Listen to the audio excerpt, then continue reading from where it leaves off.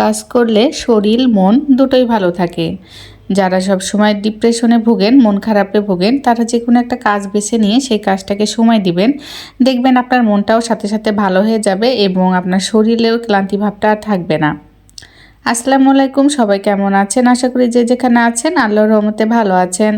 চলে এলাম আজকে নতুন আরেকটি ভিডিও নিয়ে, মনোযোগ সহকারে ভিডিওটি দেখতে থাকুন।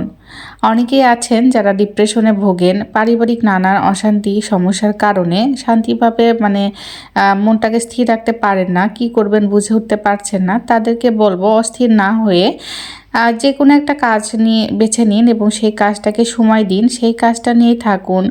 এতে করে আপনার মনটা ভালো থাকবে এবং তার সঙ্গে সঙ্গে আপনার শরীরটাও ভালো থাকবে।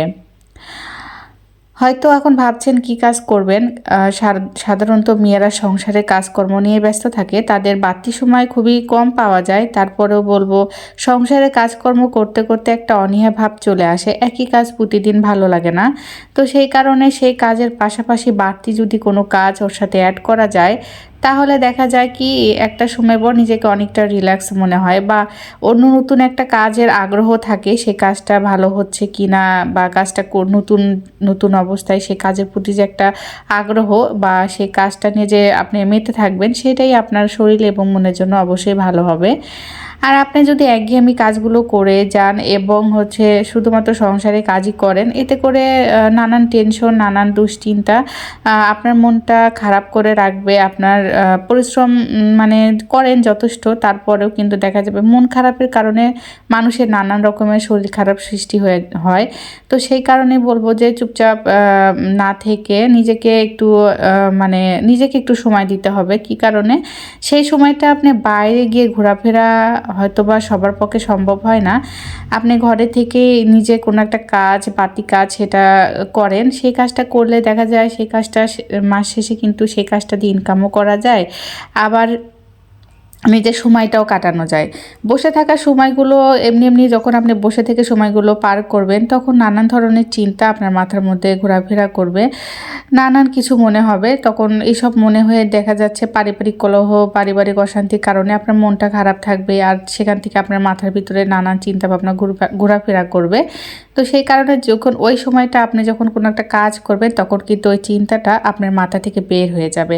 শুধুমাত্র তখন কাজের দিকে আপনার মনটা ফোকাস করবে, আর তখন আপনার ভিতরে নানান রকমের যে বাজে চিন্তা, সেগুলো আর আসবে না। তো যাই হোক, অনেক মেয়েরাই আছেন যারা পরিবারের শান্তিতে নেই, অশান্তিতে আছেন, এবং সেটা শারীরিক হোক আর মানসিক হোক, কোনো না কোনো কারণে হয়। পরিবারের হাজব্যান্ডের জন্য কিংবা শ্বশুর শাশুড়ি কিংবা আরও অন্য অন্য কারণে প্রতিটা মেয়েরই কিন্তু একটা না একটা অশান্তি লেগে আছে। তো যাই হোক, কিছু করার নেই, যেহেতু মেয়ে হয়ে জন্মগ্রহণ করেছেন, তাই তো সব সহ্য করেই থাকতে হবে। আর মেয়েদের যে ব্যক্তিগত কিছু একটা দরকার, সেটা অবশ্যই দরকার। কারণ আপনি যখন সবার চোখের কি বলবো, বিরক্তির কারণ হয়ে যাবেন, আপনি যখন সবার কাছ থেকে অবহেলা পাবেন, তখন আপনার নিজেকে ঘুরে দাঁড়াতে হবে। কারণ অবহেলা কতদিন সহ্য করবেন? আপনার প্রতি যে মানুষের একটা অবহেলা, সেই অবহেলা সহ্য করতে করতে একটা সময় পর কিন্তু আপনি ডিপ্রেশনে চলে যাবেন। আর ডিপ্রেশনে চলে যাওয়ার কারণে আপনার মানসিক সমস্যার সৃষ্টি হবে, সেখান থেকে আপনার শরীরে নানা রকমের অসুখ তৈরি হবে। আপনার তখন সংসার ভালো লাগবে না, আপনার কোনো কাজই তখন করতে ভালো লাগবে না। তাই ডিপ্রেশনে যেতে না চাইলে অবশ্যই নিজের কাজের প্রতি সময় দিতে হবে, আর মাথা থেকে যত রকমের আজে বাজে চিন্তা সেগুলো দূর করতে হবে। সংসারকে ভালোবাসতে হবে। সংসার অবশ্যই সবার আগে। সংসার, স্বামী সন্তান নিয়ে ভালো থাকার চেষ্টা করতে হবে। তবে অনেকের ভাগ্যে তো আর সেই ভালো স্বামী বা ভালো পরিবার জোটে না।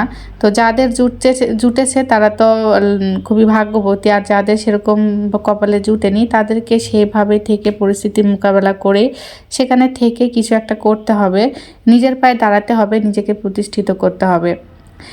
সেটা যদি করতে পারেন, তাহলে দেখবেন আপনার যে আত্মসম্মান বোধ, সেটা ধরে রাখতে পারবেন। তাছাড়া আপনি যদি বেকার বসে থাকেন, শুধুমাত্র সংসারের কাজ করেন, আপনি কিন্তু কোনোদিন আত্মসম্মান বা মর্যাদা পাবেন না। সবসময় আপনাকে কটু কথা শুনতে হবে, আপনার মতামতের কোনো দাম থাকবে না, আপনাকে কেউ গুরুত্ব দিবে না। সবাই ভাববে আপনি অনেক সস্তা, আপনাকে যা ইচ্ছা তাই বলা যায়, যা ইচ্ছা তাই ভাবে গালিগালাজ করা যায়, আপনার কোনো মান সম্মান নেই, এই জন্য আপনি সারাক্ষণ হচ্ছে ছেঁচড়ার মতো পড়ে থাকেন। এরকম রকমের মন মানসিকতা কিন্তু আপনার শ্বশুরবাড়ির লোকজন আপনার হাজব্যান্ডের ভিতরে হতে পারে।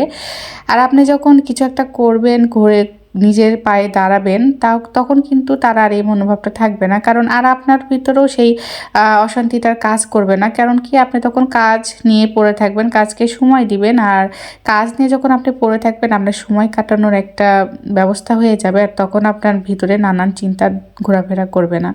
তাই সবাইকে বলছি যে সংসার তো করতে হবে, সংসার ছেড়ে বাচ্চা কাচ্চা ছেড়ে মানে যারা চলে যায় তারা আসলে নিজের হয়তো ভালোর জন্য যায়, কিন্তু বাচ্চাটাকে যখন আপনি ফেলে যাবেন বা বাচ্চাটাকে যখন আপনি রেখে যাবেন, তখন সেই বাচ্চাটার ভবিষ্যৎটা নষ্ট হয়ে যাবে। সন্তানের মুখের দিকে তাকিয়ে কিন্তু অনেক নারীরাই সব কিছু সহ্য করে যাচ্ছে নীরবে। যদি প্রতিবাদ করতে যায় তাহলে তাদেরকে শুনতে হয়, থাকলে থাকো, না থাকলে চলে যাও, এই একটা কথা কিন্তু প্রায় পুরুষেরাই বলে থাকে। যাই হোক, এইসব কথা শোনার থেকে নিজের মতো করে কাজ করে নিজে বাচ্চা সন্তান নিয়ে সংসার নিয়ে থাকুন এবং নিজের মর্যাদাকে ধরে রাখুন। কারো কাছে ছোট হতে দিয়েন না। কে কী করলো, কে কী ভাবলো সেটা দেখার বিষয় নেই। আপনি আপনার কাজ নিয়ে ব্যস্ত থাকবেন, এটাই অনেক।